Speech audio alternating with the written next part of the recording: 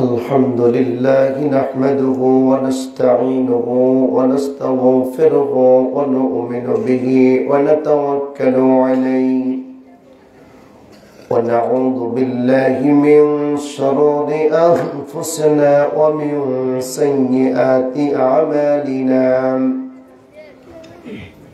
من يهده الله فلا مضل له ومن يضلله فلا هادي له وأشهد أن لا إله إلا الله وحده لا شريك له ونشهد أن محمدا عبده ورسوله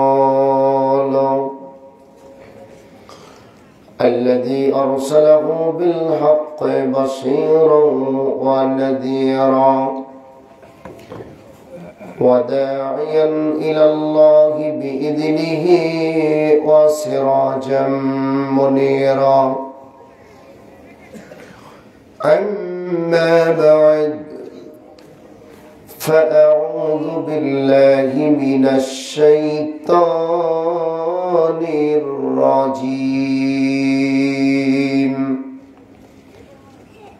بسم الله الرحمن الرحيم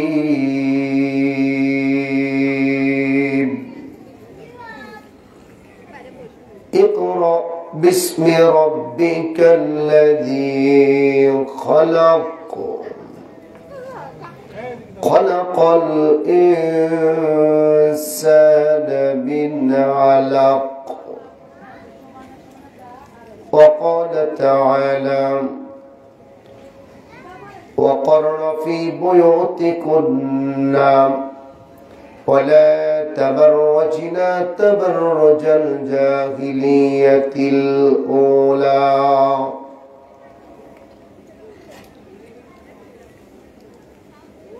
عن أبي هريرة رضي الله تعالى عنه قال رسول الله صلى الله عليه وسلم إذا مات الإنسان انقطع عنه عمله إلا من ثلاثة إلا من صدقة جارية أو علم ينتفع به أو ولد صالح يدعو له متفق عليه رب اشرح لي صدري ويسر لي أمري واحلل عقدة من لساني يفقه قولي سبحانك لا علم لنا إلا ما علمتنا إنك أنت العليم الحكيم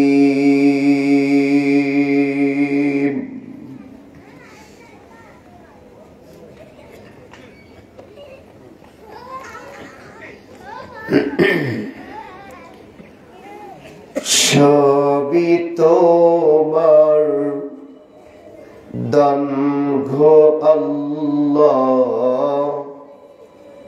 সবই তোমার দান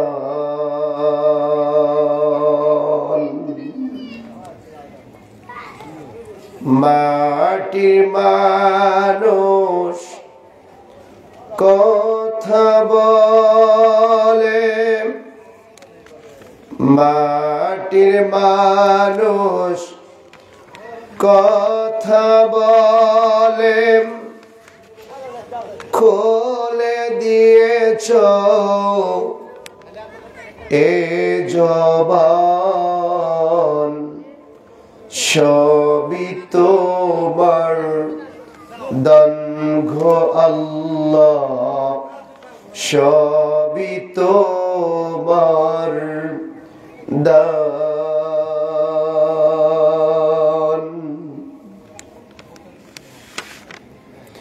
বীজ দিয়েছ গাছ গড়িতে ফুল দিয়েছ ফল ধরিতে, বীজ দিয়েছ গাছ গড়িতে, ফুল দিয়েছ ফল ধরিতে, আবার জ্ঞান দিয়েছ দান করিতে, আবার জ্ঞান দিয়েছ দান করিতে, সাজালে এই বিশ্ববাগান, সবই তোমার দান গো আল্লাহ, সবই তোমার দান।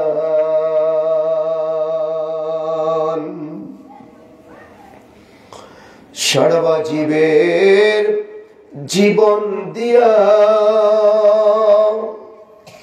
ঘোরায়েছ এ সুন্দর দুনিয়া,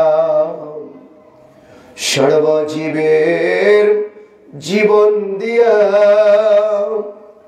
ঘোরায়েছ এ সুন্দর দুনিয়া,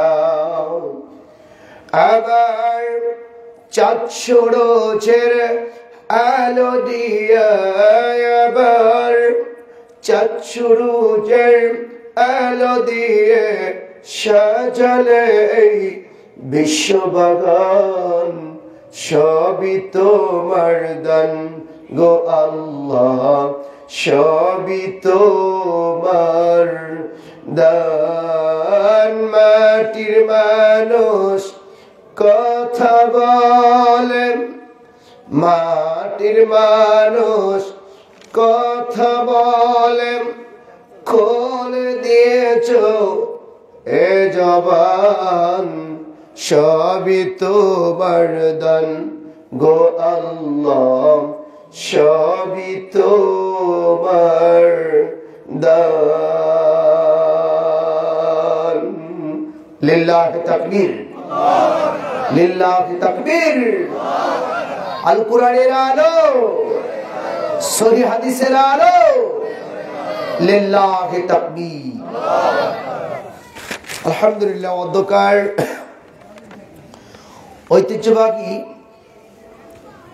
উত্তরবঙ্গ বগুড়া জেলা গাবতলী উপজেলা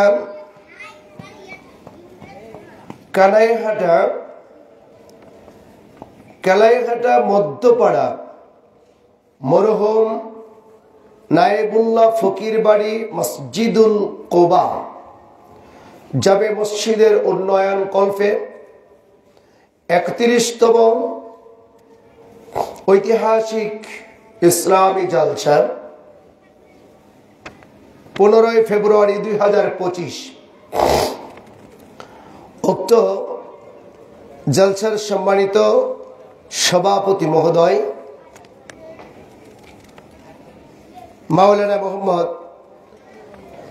আব্দুল মজিদ মিলন হাফিজাহুল্লাহ, আজকের মাহফিলের সম্মানিত উপদেষ্টা সভাপতি, সহসভাপতিগণ, আজকের প্রধান অতিথি, উপদেষ্টা অতিথি, প্রধান বক্তা শেখ হাফিজ রিজাউল করিম হাফিজাহুল্লাহ, আজকের মাহফিলের বিশেষ বক্তা হাফিজ মাওলানা মোহাম্মদ জুবায়ের হোসেন বিন নাসির হাফিজাহুল্লাহ, আজকের মাহফিলের সম্মানিত পরিচালক এবং জাগরণী মাওলানা মোহাম্মদ রিজাউল করিম, সম্মানিত আমার বড় ভাই পাশেই বসে আছেন, আমার আগে মুক্তাসার কিছু কথা বলেছেন, আজকের মাহফিলের সম্মানিত মুরব্বী বাবারা, সম্মানিত অতিথি, বিশেষ অতিথি, আমন্ত্রিত অতিথিগণ, যুবক ভাইয়েরা, পর্দার আড়ালে আমার মা ও বোনেরা, আপনাদের সকলের জন্য দোয়া করে, সকলের কাছেই দোয়া চেয়ে আমরা সেই মহান রব্বুল আলামিনের দরবারে সাজদায়ে শুকর জানাচ্ছি। সকলে পড়ি আলহামদুলিল্লাহ। শান্তি অবতীর্ণ হোক নবী মুহাম্মদ সাল্লাল্লাহু আলাইহি ওয়াসাল্লামের উপর। আল্লাহ রাব্বুল আলামিন ক্ষমা করুন আমাদের পূর্বপুরুষ অত্র সমাজ থেকে শুরু করে যারা আমরা পিতা মাতা দাদা দাদি নানা নানি শ্বশুর শাশুড়ি স্বামী স্ত্রী কলিজার টুকরা সন্তান ভাই বোন সহ আজ যারা আমরা আপনজন হারিয়েছি, আল্লাহর কাছে দোয়া করছি, হে আল্লাহ আমাদের সকলের আপনজনের কবরকে আপনি জান্নাতের বাগান বানিয়ে দিন। সকলে পড়ি আল্লাহুম্মা আমিন। সম্মানিত আমার প্রাণপ্রিয় ভাইয়েরা, গত রাতের আগে রাতে আপনারা আমার আলোচনা শুনেছেন বা আমাকে চিনেছেন, এরকম এখানে কেউ আছেন? 2 জন, 3 জন, 4 জন?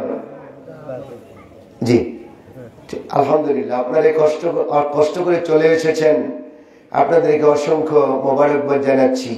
তো এই যে সামনে যে ফাঁকা জায়গাগুলি আছে একটু পূরণ করে বসলে ভালো হয় না? জি জি, এই যে ফাঁকা জায়গাগুলি একটু একটু মেহরবানি করে একটু সামনে প্লিজ।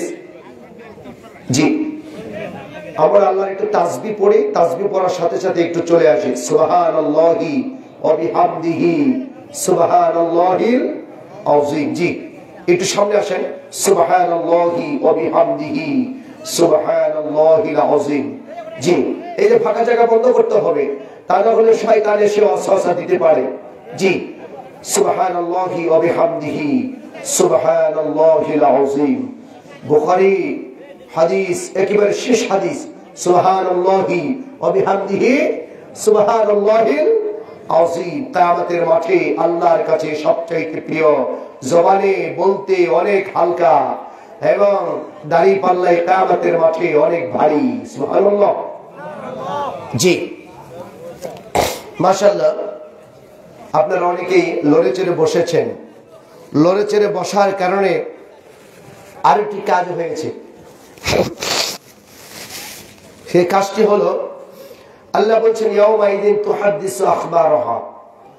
যেখানে আপনি বসেছিলেন এবং যেখানে এখন বসেছেন, আল্লাহর কাছে 2 জায়গার মাটি আল্লাহর কাছে সাক্ষী প্রদান করবে।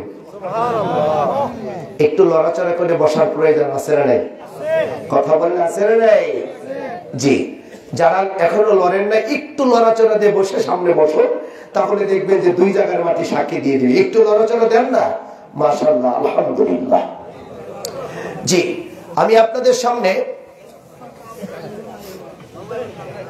দীর্ঘক্ষণ যে কথা বলবো বিষয়টা এরকম নয়, তবে আপনাদের সামনে কুরআনুল কারীম থেকে প্রথম যে আয়াত আল্লাহ নাজিল করেছেন সেই আয়াত আমি আপনাদের সামনে উপস্থাপন করেছি এবং সূরা আহজাবের 33 নম্বর সূরা 33 নম্বর আয়াতের একটু অংশ আমি আপনাদের সামনে আলোচনা করেছি। ওই দিন অসংখ্য মা বোনেরা মাহফিলে চলে আসছিলেন। আমার মনে হয় সেখান থেকে অনেক মা বোনেরা আজকে মাহফিলে চলে এসেছেন।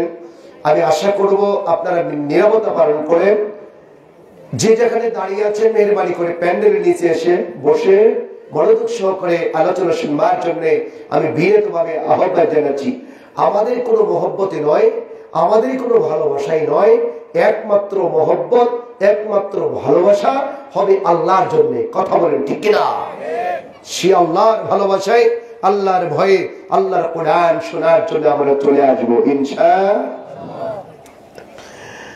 এইবার প্রথমেই আমার দিকে একটু তাকিয়ে দেখুন, এটি কোন হাত? এটা কোন হাত? বাম হাত। আল্লাহ কয়টি হাত দিয়েছেন? 2টি হাত দিয়েছেন। এমন কিছু মানুষ আছে অতিরিক্ত একটি হাত বাড়িয়ে নেয়। যখন বলবে আপনি মাহফিলে কেন আসেননি, তখন বলবে ওই ঝামেলা, সেই ঝামেলা, এই ব্যস্ততা, ওই ব্যস্ততা, যার কারণে ওয়াজ মাহফিলে আসতে পারে নেই। এই ব্যস্ততার নাম হলো অজুহাত। কোন হাত? অজুহাত। আজকের এই মসজিদের মাহফিল কিসের মাহফিল?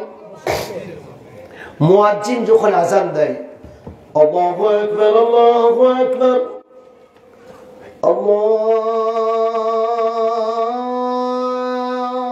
আকবার, আল্লাহু আকবার,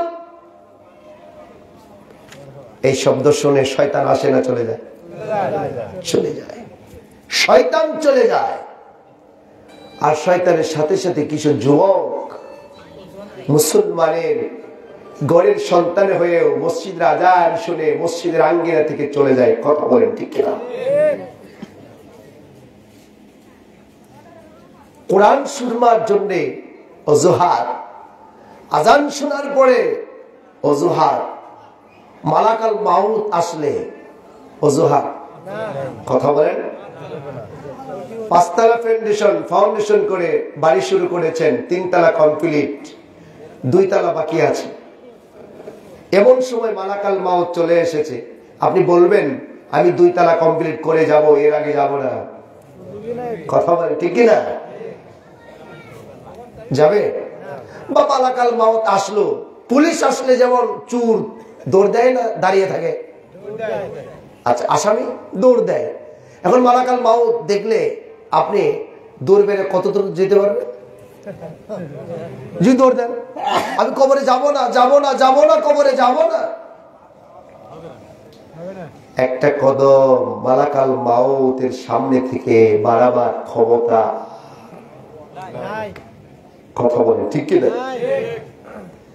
আল্লাহ রাব্বুল আলামিন বললেন, আইনামা তাকুনু ইউদরিকুমুল মাউতু ওয়ালাউ কুনতুম ফি বুরুজিম মুশাইয়াদা। আল্লাহ রাব্বুল আলামিন বললেন, বান্দারে তুমি যেই গর্তের ভিতরেই থাকো না কেন, যেই প্রাসাদের ভিতরেই থাকো না কেন, যেই কাচের ভিতরেই থাকো না কেন, তুমি কোথাও থেকে পালাতে পারবে না। সেখান থেকে তোমার মালাকাল মাউত জান কবজ করে 3.5 হাত মাটির ঘরে পাঠিয়ে দেবে। পালাতে পারবো না? মালাকাল মাউত থেকে আমরা পালাতে পারবো না। যদি মালাকাল মাউত থেকে যদি পালাতে না পারি, মালাকাল মাউত যদি অজুহাত না শোনে, তাহলে দুনিয়ার জমিনে পড়ে কোরআন শোনার জন্য চলে আসবেন, আমরা অজুহাত দাঁড় করতে পারবো না। কথা বলেন ঠিক না? যেই কোরআন থেকে আমি আপনাদের আলোচনা শোনাতে চেয়েছি, যার কাছে কোরআন নাজিল হয়েছে, সেই নবীর কাছ থেকে আদেশ আমি আপনাদের কাছ থেকে শোনাবার জন্য ইচ্ছা পোষণ করছি। আমার ভাইয়েরা বোনেরা, ও আমার মা বোনেরা, একটু ধৈর্য সহকারে ভাইয়েরা শোনো। আল্লাহ রাব্বুল আলামিন বলেছেন, এই দুনিয়ার জমিনে পড়ে কোরআন খানি নাজিল করেছেন শুধু মুসলমানের জন্য না, সকল মানুষের জন্য।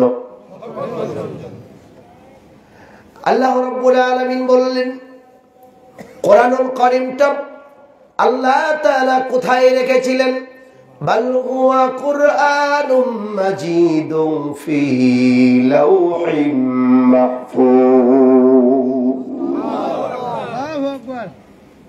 সেখান থেকে আল্লাহ রাব্বুল আলামিন কোন মাসে নাজিল করলেন? আল্লাহ বললেন, শাহরু রমাদানাল্লাযী উনজিলা ফীহিল কুরআন হুদাল লিন-নাস ওয়া বাইয়িনাতিম মিনাল হুদা ওয়াল ফুরকান।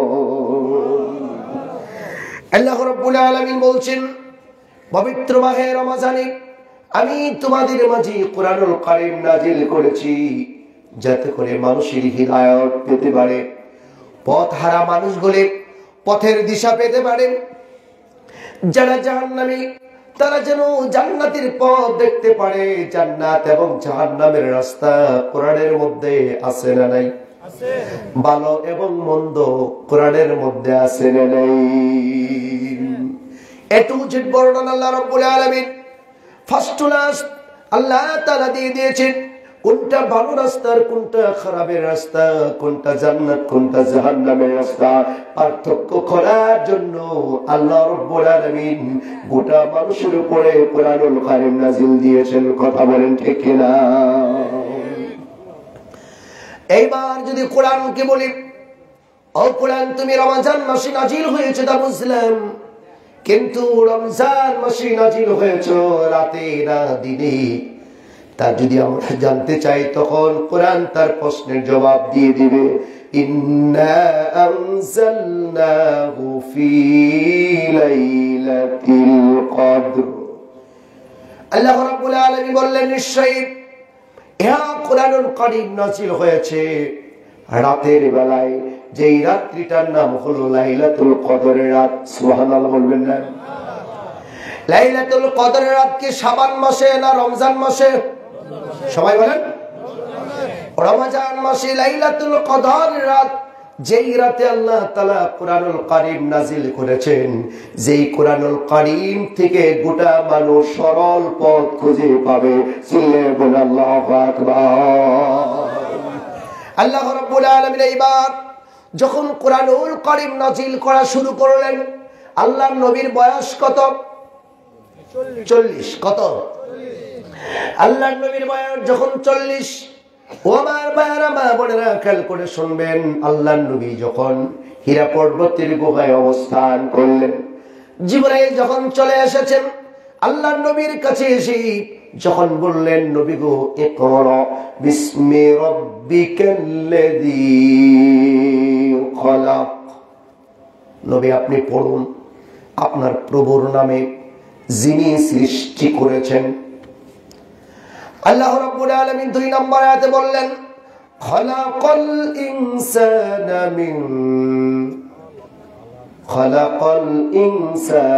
মিন আলাক। আল্লাহ রাব্বুল আলামিন বললেন জিবরাইলের মাধ্যমে, নবীকে বলো, পড়তে বলো, আল্লাহর নামে পড়তে বলো, যিনি সৃষ্টি করেছেন। তারপরের আয়াতে বলছেন, যিনি মানুষ সৃষ্টি করেছেন তিনার নামে আপনি পড়তে থাকুন।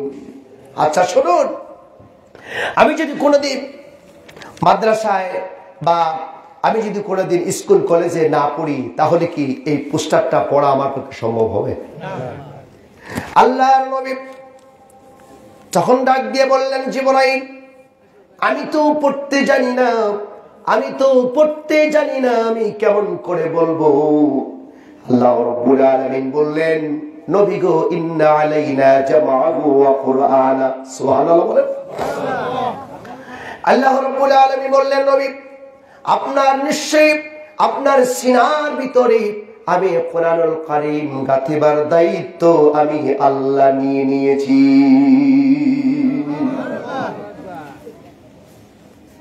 আল্লাহ রাব্বুল আলামিন এইবার জিবরাইলের মাধ্যমে নবীর কাছে যখন প্রথম 5টি আয়াত নাজিল করলেন, আওয়াজ করে বলেন কয়টি?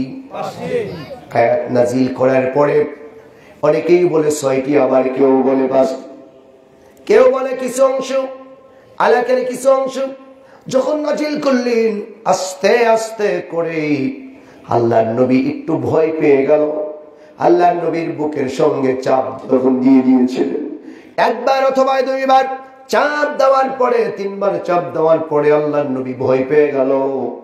বাড়িতে যখন চলে আসলেন, আসার পরে বাড়িতে কেউ নাই আল্লাহর নবীর স্ত্রী খাদিজা ছাড়া। আল্লাহর নবীর স্ত্রী খাদিজাকে ডাক দিয়া বললেন, খাদিজা তাড়াতাড়ি করে দরজা খুলে দাও, তাড়াতাড়ি করে বিছানা বিছিয়ে দাও, আমার শরীরের মধ্যে অনেক জ্বর উঠে গিয়েছে, আমার শরীরটা থরথর করে কাঁপছে, আমার শরীরটা থরথর করে কাঁপছে, তাড়াতাড়ি করে আমাকে ধরো, কম্বল দিয়ে চাপ দিয়ে ধরো, আমার মনে হয় আমি আর বাঁচব না। খাদিজার বয়স বেশি না নবীর বয়স বেশি? বুদ্ধি কার বেশি? যার বয়স বেশি তার বুদ্ধিও নবী হিসাবে নবীর বেশি, কিন্তু তুলনামূলক হিসাবে যার বয়স বেশি তার কথা বলে, ঠিক কিনা? বুড়াদের বুদ্ধি থাকে তলায়, যুবকদের বুদ্ধি থাকে গলায়। বুড়ারা যখন কথা বলে চিন্তা ভাবনা করে বলে, আর যখন যুবকেরা কথা বলে ঠাস করে বলে ফেলে, কথা বলে, ঠিক কিনা? 40-এর উপরে যাদের বয়স, তারা যখন মোটর সাইকেল চালায় 40-এর উপরে টান ওঠে না। আর যখন 40-এর নিচে যুবক মোটর সাইকেল চালায়, সেটা আর মোটর সাইকেল থাকে না, সেটা মরণ সাইকেল হয়ে যায়। কথা বলেন ঠিক কিনা? মোটর সাইকেলে উঠলে মনে হয় আমি প্লেনে উঠেছি। কি করো, এরকম একটা অবস্থা হয় কি হয় না? সম্মানিত আমার ভাইয়েরা, আল্লাহর নবী যখন খাদিজাতুল কুবরা রাদিয়াল্লাহু তাআলা আনহার কাছে ডাক দিয়ে বললেন, খাদিজা গো, তাড়াতাড়ি করে আমাকে ধরো, আমি মনে হয় আর বাঁচব না, শরীরটা থরথর করে কাঁপে। খাদিজা ডাক দিয়ে বললেন, নবী গো, স্বামী আমার একটু বলুন, আপনার এরকম করে থরথর করে কাঁপার কারণ কি? কারণ আপনি তো নবী, আপনার কোনো বিপদ আসতে পারে না, কারণ আপনার বিভিন্ন ধরনের নিদর্শন আমি খাদিজা নিজের চোখে দেখে আপনাকে বিয়ে করেছি। আপনার বহু নিদর্শন আমি দেখেছি, আপনি নিঃসন্দেহে নবী, নিঃসন্দেহে পয়গম্বর, নিঃসন্দেহে আপনি মুহাম্মদুর রাসূলুল্লাহ সাল্লাল্লাহু আলাইহি ওয়াসাল্লাম। আপনার শরীর এরকম করে কাঁপতে পারে না। আমি আপনার স্ত্রী, আমি আপনার কোনো উপকার যদি নাও করতে পারি, আমি স্ত্রী হিসাবে আপনার দুঃখের সাথী এবং সুখের সাথী, উভয়ের সাথী হিসাবে আমার সঙ্গে একটু শেয়ার করতে পারেন, আমার সঙ্গে একটু শেয়ার করতে পারেন, ঘটনা কি? আল্লাহর নবী ডাক দিয়ে বললেন, খাদিজা রে, তাড়াতাড়ি করে একটু বিছানা বিছিয়ে দাও, আমাকে কম্বল দিয়ে ধরো। খাদিজা ডাক দিয়ে বললেন, এরকম করে আপনি বিচলিত হবেন না, আপনি চিন্তিত হবেন না, কারণ আপনাকে আল্লাহ রাব্বুল আলামিন এরকম করে শাস্তি দেবেন না, কারণ আপনি তো মানুষের হক মেরে খান না। সুবহানাল্লাহ বলুন। যারা মানুষের হক মেরে খায় তাদের শাস্তি কে দেয়? যারা প্রতিবেশীর হক নষ্ট করে, যারা আত্মীয়তার হক নষ্ট করে, যারা বোনের হক নষ্ট করে, যারা স্ত্রীর হক নষ্ট করে, যারা প্রতিবেশীর হক নষ্ট করে, ফুপুর হক নষ্ট করে, এরকম অভ্যাস তো আপনাদের বগুড়াতে গাবতলীতে নাই? বোনের হক দেয় না, ফুপুর হক দেয় না, বুবু বোনের জমি সোলানা দেয় না, ফুবুর জমি জোলানা দেয় না, এরকম মানুষ আছে না নাই? খাদিজা রাদিয়াল্লাহু তাআলা আনহা ডাক দিয়া বললেন, নবী গো, আপনি তো পরের কোন হক মেরে খান না, আপনি আত্মীয়তার সাথে খারাপ আচরণ করেন না, আপনার আচরণে মানুষগুলি মূর্তি পূজক থেকে আস্তে আস্তে করে দিনের পথে আপনার হাতে কালেমা পড়ে মুসলমান হয়ে যায়। আপনার যে ব্যবহার, আপনার যে নৈতিকতা, আপনার যে আচরণ, খ্রিস্টান থেকে বিধর্মী থেকে মুহূর্তের মধ্যে কালিমা পড়ে মুসলমান হয়। কথা বলেন ঠিক কিনা? হঠাৎ করে একদিন মসজিদে নববী, মসজিদের ভিতরে একজন বেদুইন এসে দাঁড়িয়ে দাঁড়িয়ে প্রস্রাব করলো। দাঁড়িয়ে প্রস্রাব করে যায়? কথা বলেন। তারপরে আবার কি? বেদুইন। তারপরে কোন জায়গায়? মসজিদের ভিতরে। যখন প্রস্রাব করে দিল, তখন সেখানে উপস্থিত ছিল ওমর, আবু বকর। ওমর যে এত রাগী, ওমর শুধু খালি কসমস কসমস করে, কারণ যেই রাস্তা দিয়ে ওমর যায় ওই রাস্তা দিয়ে কে যায় না? তাহলে সেই ওমর মনে মনে ভাবতেছে, এই মুহূর্তে যদি নবী উপস্থিত না থাকতো তোমাকে সঙ্গে সঙ্গে কতল করে হতাম, কিন্তু নবীর সামনে তো আমার বিচার চলে না। কথা বলে ঠিক কিনা? আল্লাহর নবী বুঝতে পারলেন, ওমর তুমি শান্ত হয়ে যাও, তোমাকে এরকম করে রাগান্বিত হয়ে না, কারণ যেই ব্যক্তিটা প্রস্রাব করতেছে তাকে আরামের সাথে প্রস্রাব করতে দাও। তিনি আদর্শ নবী। আস্তে করে প্রস্রাব যখন শেষ হয়ে গেল, বেদুইনকে আস্তে করে নবী ডাকলেন, ও যুবক, তুমি আমাদের দিকে আসো, আমার সামনে আসো। ওমর মনে মনে ভাবে, এইবার তোমার বিচারটা শুরু হবে, এইবার তোমার বিচারটা শুরু হবে। আস্তে করে আল্লাহর নবী বললেন, শোনো, এখানে তুমি বসো। আর আবু বকর আর উমর সাহাবায়ে কেরামদেরকে ডাক দিয়ে বললেন, ও সাহাবায়ে কেরাম এক বালতি পানি নিয়ে আসো। সাহাবায়ে কেরামদেরকে বললেন এক বালতি পানি নিয়ে আসো। আল্লাহর নবীর নির্দেশ, কিচ্ছু করার সঙ্গে সঙ্গে এক বালতি পানি নিয়ে আসলেন। নিয়ে আসার পরে তখন আল্লাহর নবী বললেন প্রস্রাবটা ধুয়ে দাও। সাহাবীদেরকে বললেন। সাহাবীরা মনে মনে ভাবেন প্রস্রাব করলো আমাদের মসজিদের ভিতরে, অপরাধ করলো বেয়াদবি, অপরাধ করলো দাঁড়িয়ে প্রস্রাব করলো, আর সেই প্রস্রাব আমাদেরকেই ধুইতে হচ্ছে। কত বুঝেন নাই? কারণ আল্লাহর নবীর নির্দেশ, কিচ্ছু করার নাই। কিন্তু বেদুইন কে আল্লাহর নবী ডাক দিয়ে বললেন, ও বেদুইন তুমি শোনো, তুমি হয়তো বা বুঝতে পারোনি, কারণ তোমাদের যেমন একটা ইবাদতের জায়গা তোমরা মনে করো, সেই মনে করাটা হয়তো বা সঠিক নয়। কিন্তু আমরা যেখানে আল্লাহকে সাজদা দেই, এটা হলো মসজিদ, এটা আমাদের ইবাদতের জায়গা। এই জায়গার ভিতরে পবিত্র একটা জায়গা, এই জায়গাটা প্রস্রাব করার জন্য না, প্রস্রাবটা হলো অপবিত্র, যেটা ফেলে দিতে হয় নর্দমে। আর যুবক তুমি শোনো, এরকম কোন গর্হিত কাজ এটা তুমি হয়তো বা বুঝতে পারোনি, কারণ ভবিষ্যতে এরকম কোন কাজ করবে না। যুবক তুমি চলে যাও। কি বুঝলেন? যুবক তুমি চলে যাও। যুবক ডাক দিয়ে বললেন, নবী গো আমি যাব না। আমি কেন যাব না শোনেন, কারণ আপনাদের ইবাদতের জায়গায় আমি প্রস্রাব করে দিলাম, দাঁড়িয়ে প্রস্রাব করলাম, আমাকে দিয়ে পরিষ্কার করালেন না, সাহাবায়ে কেরামদের দিয়ে পরিষ্কার করালেন। যেই ধর্মটা এত সুন্দর, এত নম্র, এত বিনয়ী, আজকে আমাকে পড়ায়া দেন আশহাদু আল্লাহ ইলাহা ইল্লাল্লাহু ওয়া আশহাদু আন্না মুহাম্মাদান আবদুহু ওয়া রাসূলুহু। সুবহানাল্লাহ বলবেন না? আল্লাহর নবীর কত ব্যবহার দিয়ে, আল্লাহর নবীর নৈতিকতা, আল্লাহর নবীর আচরণগত দিক দিয়ে মানুষগুলি খুশি হয়ে দলে দলে মুসলমান হয়েছে। জোরে বলেন আল্লাহু আকবার। ও আমার প্রাণের ভাইয়েরা, নবীর সামনে খাদিজা ডাক দিয়া বললেন, নবী গো আপনি তো আপনার আদর্শের মধ্যে মানুষের কোনো হক নষ্ট করেন না, আপনার আচরণে কোনো মানুষ কষ্ট পায় না, কারণ আপনাকে আল্লাহ কষ্ট দিতে পারে। এইবার বলুন আপনার কি হয়েছে? নবী এইবার টক টক করে স্ত্রীর কাছে ডাক দিয়ে বললেন, ও আমার স্ত্রী তুমি শোনো, আমার বয়স তো যদি 40 হয়ে যায়, তাহলে খাদিজার বয়স কত?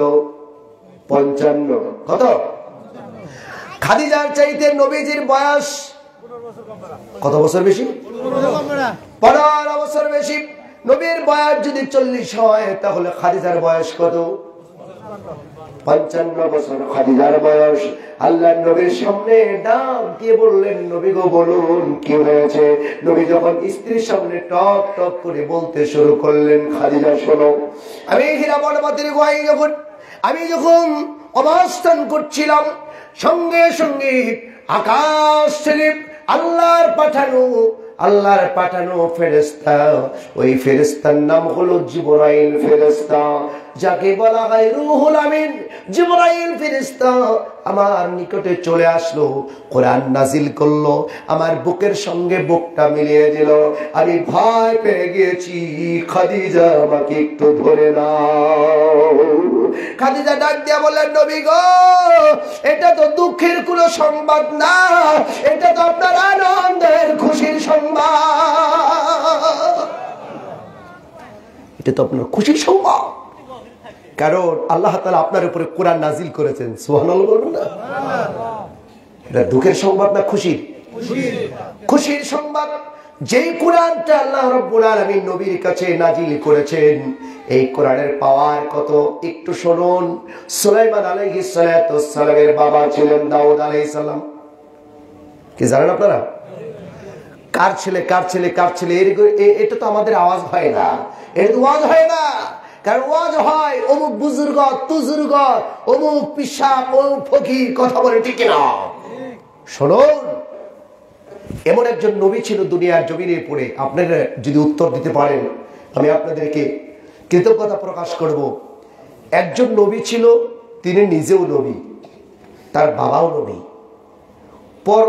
তার দাদাও নবী এবং পরদাদাও নবী। সামনে থেকে যারা বসে আছেন কে বলতে পারবেন ওই নবীর নাম কি?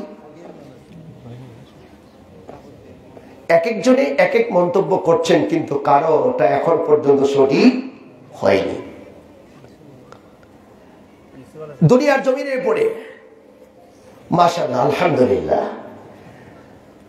দুই ভাই প্রশ্নের জবাব দিয়েছেন, একটু পরে হলেও আল্লাহ তাআলা আপনাদের উপরে উত্তম খায়ের দান করুন, সকলে বলে আমিন। সেই নবীর নাম হলো ইউসুফ আলাইহিস সালাম। নবীর নাম কি? সবাই বলেন। ইউসুফ আলাইহিস সালাম যাকে কুয়ার ভিতরে ফেলে দিয়েছিলেন তার ভাইয়েরা, কথা বলে ঠিক কিনা, সেখান থেকে বাজার থেকে বাড়িতে, বাড়ির থেকে জেলখানায়, জেলখানা থেকে সিংহাসনে, কথা বলে ঠিক কিনা। সেই ইউসুফ আলাইহিস সালাম তিনি নিজেও নবী ছিলেন, তিনার বাবা ইয়াকুব আলাইহিস সালাম নবী ছিলেন। ইয়াকুব আলাইহিস সালামের বাবার নাম ছিল ইয়াকুব আলাইহিস সালামের বাবার নাম ছিল ইসহাক নবী। সুবহানাল্লাহ বলেন। ইসহাক আলাইহিস সালামের বাবার নাম ছিল ইব্রাহিম খলিলুল্লাহ। ইব্রাহিম খলিলুল্লাহ হলো বাবা। ইব্রাহিম খলিলুল্লাহর স্ত্রী হলো সারা। নাম কি? সারা। সারার গড়ের থেকে আল্লাহ তাআলা দিয়েছিলেন নাম কি? ইসহাক। না, ইসমাইলের মায়ের নাম হলো হাজেরা। বুঝতে হবে তো, হাজেরা আর হলো সারা, এরা হলো দুইজন সতী। কিন্তু আগে এসেছেন সারা, কিন্তু সারার ঘরে আল্লাহ প্রথম সন্তান দেননি। পরে বিয়ে করেছেন ইব্রাহিম হাজেরাকে, আল্লাহ পরের ঘরে সন্তান দিয়েছেন। তাফসীর ইবনে কাসিরের মধ্যে এসেছে যে ইব্রাহিম আলাইহিস সালাম কে যখন ইসমাইলকে আল্লাহ তাআলা দিয়েছিলেন তার 14 বছর পরে, কয় বছর? 14 বছর পরে আল্লাহ তাআলা সারার ঘরে আল্লাহ তাআলা ইসহাক নবীকে দান করেছিলেন। সুবহানাল্লাহ। সেই ইসহাকের ঘরে হলো ইয়াকুব আলাইহিস সালাম, আর ইয়াকুবের ঘরে হলো ইউসুফ আলাইহিস সালাম। মনে থাকবে? নিজে নবী, বাবা নবী, দাদা নবী, পরদাদা নবী। সুবহানাল্লাহ বলবেন না? এমন একজন নারীকে আল্লাহ তাআলা সরাসরি সালাম দিয়েছিলেন, জান্নাতের ঘোষণা দিয়েছিলেন। ওই নারীর নাম কি আপনারা কি কেউ জানেন? অনেকেই হয়তো উত্তর পারতেছেন না, যে একটু পরে আমি উত্তর দিয়ে দেবো ইনশাআল্লাহ। আল্লাহ তাআলা কবুল করুন, সবাই বলে আমিন।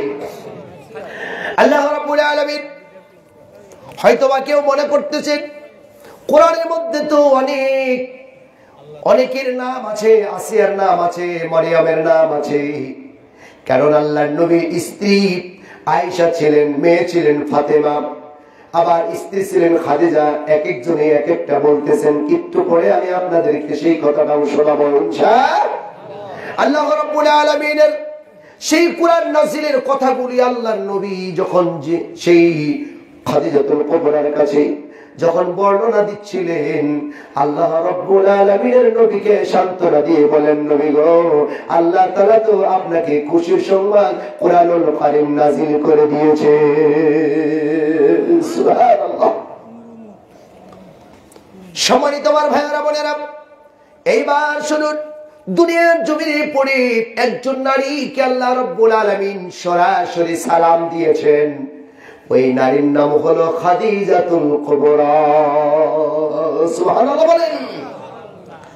ও আমার মা বোনেরা, গত দুদিন আগে আপনাদের সামনে ওয়াদা দিয়েছিলাম বাকি আলোচনাগুলো আজকে করব। একটু অংশ আল্লাহ রাব্বুল আলামিন কোরআনুল কারীমের 33 নম্বর সূরা, সূরার নাম হলো সূরা আহজাব। 33 নম্বর আয়াতের একটু অংশ আল্লাহ তাআলা বললেন, ওয়াকারনা ফি বুয়ুতিকুন্না ওয়ালা তাবাররাজনা তাবাররুজাল জাহিলিয়াতিল উলা। আল্লাহ তাআলা বলছেন, হে নবীর কন্যাগণ, আপনাদেরকে আমি সৃষ্টি করেছি বাড়ির ভিতরে থাকার জন্য। সুবহানাল্লাহ বলবেন না? বাড়ির ভিতরে থাকার জন্য আমি আল্লাহ তাআলা আপনাদেরকে সৃষ্টি করেছি। কেন? আমি আপনাদের সৃষ্টির শুরুটাই করেছি ভিতর থেকে। কিসের থেকে? আদমকে সৃষ্টি করেছি বিভিন্ন মাটি দিয়ে, আর আদমের ভিতর থেকে সৃষ্টি করেছি নারী হাওয়াকে। সুবহানাল্লাহ বলবেন না? তা হাওয়া কি বাহিরের মানুষ না ভিতরের মানুষ? হাওয়া কি পুরুষ না নারী? তাহলে আল্লাহ তাআলা বলছেন, ওয়াকারনা ফি বুয়ুতিকুন্না, কন্যারা আপনারা বাড়ির ভিতরে থাকবেন। এই নির্দেশনা দিয়েছেন কে? আল্লাহ। নারীদের মর্যাদা দিয়েছেন আল্লাহ, নারীদের সম্মান দিয়েছেন আল্লাহ। আপনাদের এই যে আনন্দ বাজার, আবার তন্নি বাজার, কথা বলেন ঠিক কিনা? সেখানে সিএনজি স্টেশন আছে না নাই? সিএনজি স্টেশনে পিছনে বসেছেন একজন যুবক। ওমার ভাইয়েরা শুনুন, হঠাৎ করে 3টা মহিলা চলে এসেছেন, বগুড়া চলে যাবে। এইবার বলুন, যুবক কি পিছনে থাকবে না যুবক সামনে যাবে? কারণ মহিলার সম্মানার্থে যুবককে সিট ছেড়ে দেওয়া লাগবে। বাস গাড়িতে যখন উঠবেন তখন কি মহিলার সিট আগে না পুরুষের? কথা বলেন। সম্মান কাদের? আল্লাহ রাব্বুল আলামিন মহিলাদের সম্মান দিয়েছেন, কারণ মহিলারা হলো ভিতরের মানুষ। খোলা বাজারে যদি বিক্রি করা প্যাকেটের বস্তুর দাম বেশি, কারণ আল্লাহ প্যাকেট করে নারীদেরকে সৃষ্টি করেছে। আল্লাহ রাব্বুল আলামিন وقرن في بيوتكن ولا تبرجن تبرج الجاهلية الأولى। নারীদেরকে আল্লাহ রাব্বুল আলামিন মর্যাদাপূর্ণ করে বাড়ির ভিতরে থাকতে বলেছেন। শুনুন, যার দাম বেশি তার নিরাপত্তাও বেশি। একটু শুনুন, এই যে একটা পোস্টার আছে, এই পোস্টার কি আগামীকালকের মূল্য আছে? তাহলে এরকম একটা কাগজ যদি দলিল হয়, পর্চা হয়, তাহলে এই কাগজের মধ্যে কি রাস্তায় পড়ে থাকবে? তার মানে যে কাগজের মূল্য বেশি, ওই কাগজের হেফাজত, ওই কাগজ কি বাহিরে থাকবে না ভিতরে থাকবে? তার মানে সহজ ভাষায় বুঝলাম, যেই জিনিসের দাম বেশি ওই জিনিসটা খোলা জায়গায় থাকবে না, সেটা প্যাকেটের ভিতরে থাকবে। কথা বলে ঠিক না? আল্লাহ নারীদের মর্যাদা দিয়েছেন বেশি বলেই আল্লাহ রাব্বুল আলামিন বলেছেন তোমাদেরকে বাড়ির ভিতরেই থাকতে হবে। কারণ এই দুনিয়ার জমিনে পড়ে পুরুষেরা চলে লোহা নিয়ে, খুন্তা কুদাল নিয়ে পুরুষেরা কাজ করে, আর নারীদের কাছে অলংকার থাকে স্বর্ণ রূপা। কথা বলেন ঠিক কিনা? স্বর্ণগুলি থাকে, স্বর্ণের দাম বেশি না লোহার দাম বেশি? স্বর্ণের দামগুলি বেশি। আমার ভাইয়েরা, আমার বন্ধুরা খেয়াল করে শুনবেন, স্বর্ণের দাম যদি বেশি হয়ে যায় তাহলে যেই বেশি দাম স্বর্ণ, ওই স্বর্ণগুলি পুরুষের জন্য হালাল না হারাম? পুরুষের জন্য হারাম, আর নারীর জন্য হলো হালাল। তার মানে যে মানুষটার দাম বেশি ওই মানুষের অলংকারের দামও বেশি। সুবহানাল্লাহ। হোন্ডারের দাম বেশি না প্লেনের দাম বেশি? তার মানে প্লেনের একটা পার্সের দামও হোন্ডারের চাইতে বেশি হতে পারে। তার মানে যেই জিনিসের দাম বেশি তার পার্সের দামও বেশি। মা বোনেরা, আপনাদের মূল্য বেশি, আপনাদের নিরাপত্তাও দিয়েছেন আল্লাহ বেশি। সুবহানাল্লাহি ওয়া বিহামদিহি। আমার ভাইয়েরা, সময় একেবারে স্বল্পতা, আস্তে আস্তে করে 45টি মিনিট পার হয়ে গেল। আর মাত্র 15টা মিনিট আমি আপনাদের সামনে কথা বলবো, তারপরে প্রধান বক্তা আপনাদের সামনে অত্যন্ত গুরুত্বপূর্ণ সূরা হাদিস কোরআন দিয়ে কথা বলবেন। আল্লাহ রাব্বুল আলামিন বললেন, ওয়ালা তাবাররাজনা তাবাররুজাল জাহিলিয়াতিল উলা। মা বোনদেরকে আল্লাহ রাব্বুল আলামিন ডাক দিয়ে বলছেন, শুনো, তোমরা বাড়ির ভিতরে থাকবে, বাড়ির ভিতরে থাকবে। তার মানে যখন বাড়ি থেকে বের হওয়ার প্রয়োজন হবে হবে কি হবে না? বাড়ির থেকে যখন বের হওয়ার প্রয়োজন হবে তখন আল্লাহ তাআলা বলছেন জাহিলিয়াতের মতন বর্বরতের মতন তোমরা উলঙ্গ অবস্থায় বাড়ির থেকে বের হবে না। লিল্লাহি তাকবীর, লিল্লাহি তাকবীর। ওমর ভাইয়েরা, আল্লাহ তাআলা বললেন তোমরা বাড়ির থেকে বের হবে না, কারণ হলো যেই নারীর দাম বেশি তার নিরাপত্তাও বেশি। জোরে জোরে কোন কথা ঠিক কিনা? আমার ভাইয়েরা, আমি আপনাদেরকে যেই বিষয়টা নিয়ে তুলে ধরতেছিলাম, আল্লাহ রাব্বুল আলামিন নারীদেরকে বাড়ির থেকে বের হতে নিষেধ করেছেন। কেন? বাড়ির থেকে বের হতে গেলে তিনটা জিনিস মেনে বের হতে হবে। কয়টা? সবাই বলে কয়টা? তিনটা। এক নম্বরে বাড়ির থেকে যখন বের হব উলঙ্গ অবস্থায় পর্দা ছাড়া বের হওয়া যাবে না। পর্দা করে বের হতে হবে। আপনার চেহারা যাতে করে কোনো বিন পুরুষ না দেখতে পারে। আপনি রাস্তা দেখবেন এমন একটা পর্যায়ে আপনার চোখ খোলা থাকবে, কিন্তু আল্লাহ রাব্বুল আলামিন জাহিলিয়াতের মতন চলাফেরা করতে নিষেধ করেছেন। কথা বলেন, নিষেধ করেছেন। বরকা পরে বের হবেন। হুজুর ওয়াজ করেছি বরকা পড়তে হবে। তার মানে 14 ফেব্রুয়ারি গতকালকে গিয়েছে, বাবা বাড়ির থেকে বরকা ছাড়া বের হতে দেয় না।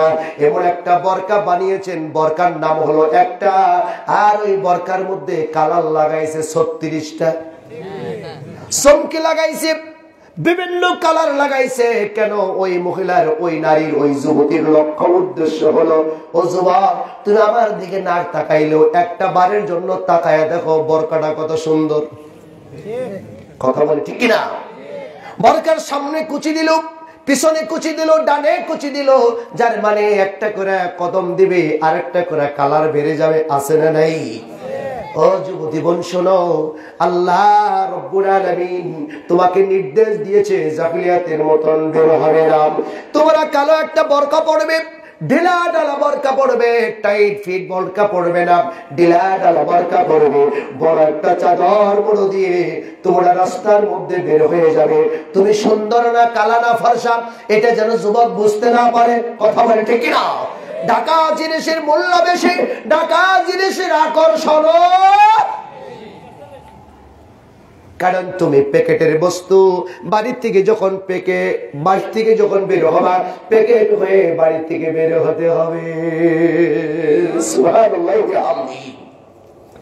নাম্বার 2, যখন বাড়ির থেকে বের হবে অবশ্যই যার বিয়ে হয়েছে অবশ্যই স্বামীর অনুমতি লাগবে। কার? সবাই বলে স্বামী যদি বিদেশেও থাকে তারপরেও স্বামীর অনুমতি লাগবে। আর যদি বিয়ে না হয় তাহলে বাবার অনুমতি আছে না নাই? বাবার অনুমতি লাগবে। ও বোনেরা, তোমরা খেয়াল করে শোনো, কারণ তোমাদের সম্মান মর্যাদা বেশি। পুরুষের পায়ের নিচে যদি থাকে জুতা, আর মা বোনদের পায়ের নিচে সন্তানের জান্নাত। সুবহানাল্লাহ।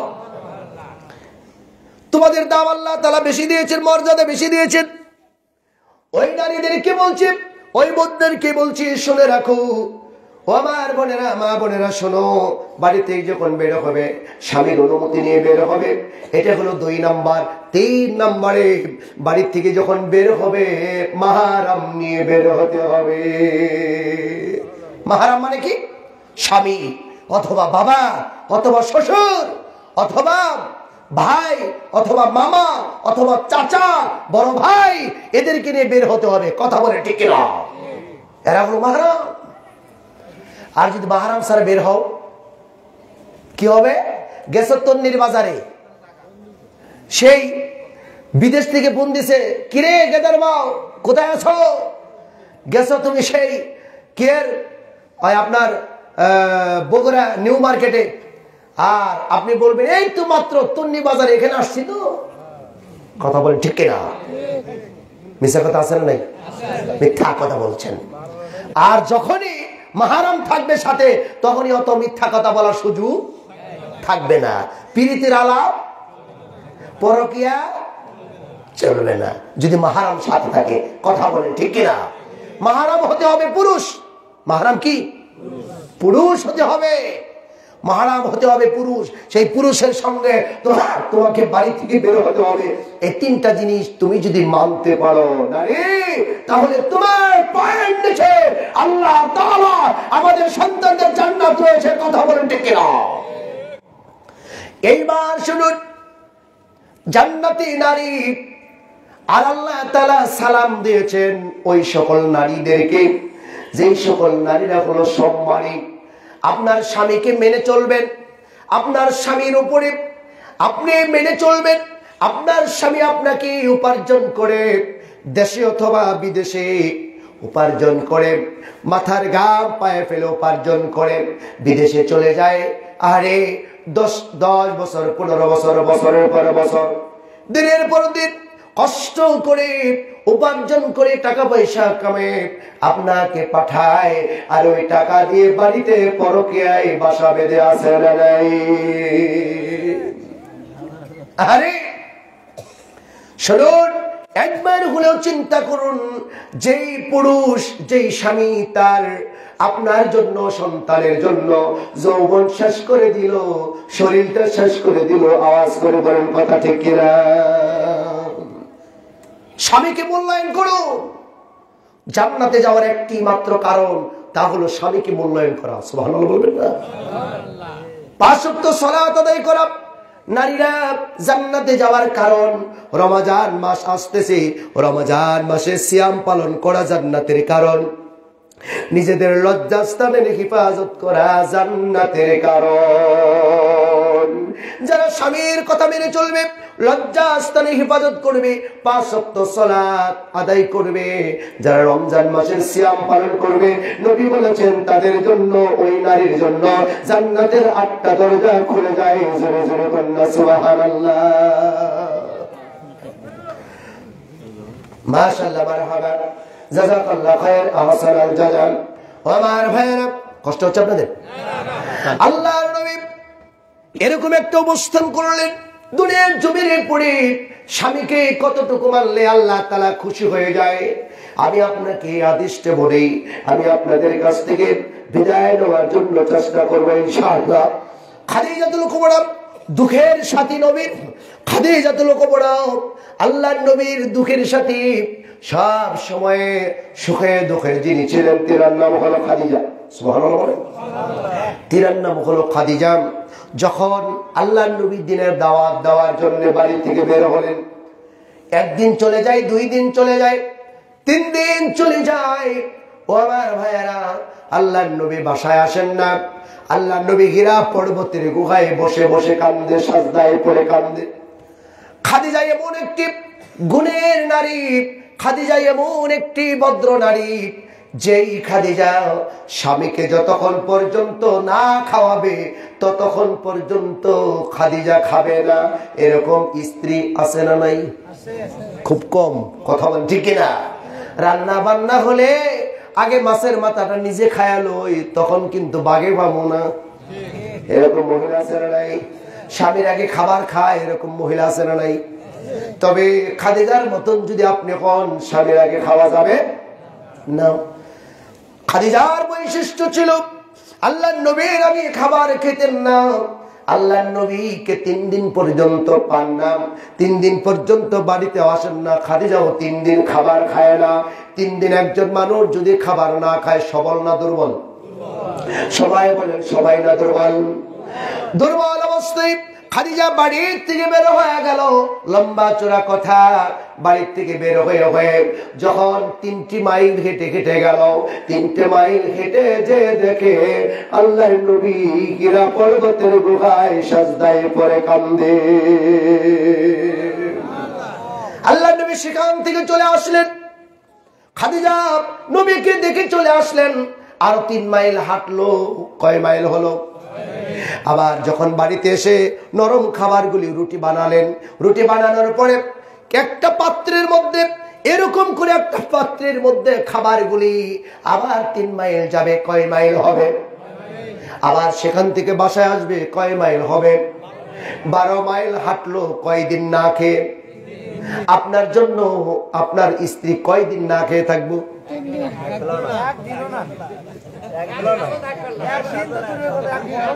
এক সন্ধ্যাও থাকবে না। কথা বলেন ঠিক না? আবার মা বোনেরা খেয়াল করে শোনেন, খাদিজা 3 দিন পর্যন্ত না খেয়ে স্বামীর জন্য পাত্রের মধ্যে খাবার নিয়ে যাচ্ছিলেন। সুবহানাল্লাহ। সবাই বলুন, এই দৃশ্যটা যদি কেউ না দেখে আওয়াজ করে বলুন, দৃশ্যটা দেখেন কে? আল্লাহ তাআলা বললেন, আর রহমানু আলাল আরশিস ইস্তাওয়া।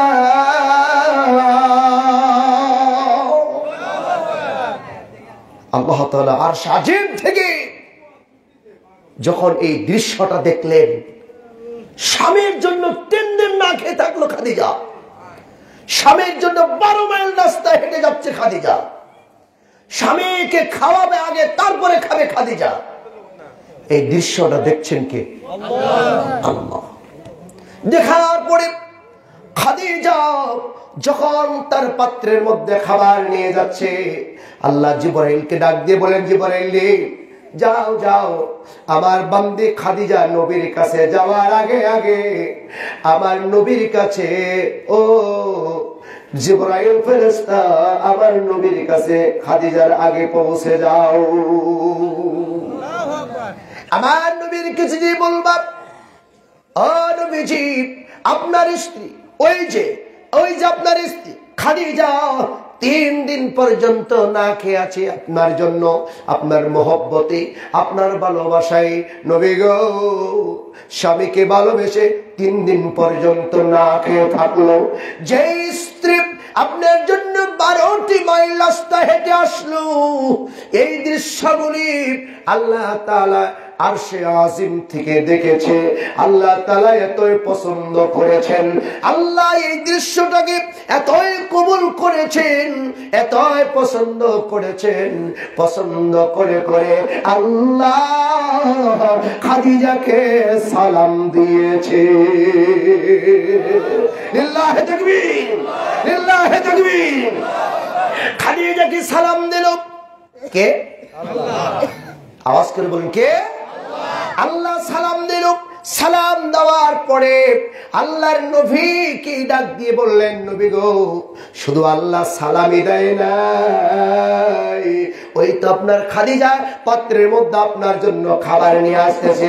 শুধু সালামই দেয় নাই, আল্লাহ খাদিজার জন্য জান্নাতের ভিতরে একটা ঘর বানিয়ে রেখেছে। লিল্লাহি তাকবীর। প্রধান বক্তা মহোদয় আমাদের প্রিয় শেখ হাফেজ রিজাউল করিম সালাফি হাফিজাহুল্লাহ, উনি চলে এসেছেন, আলহামদুলিল্লাহ বলেন।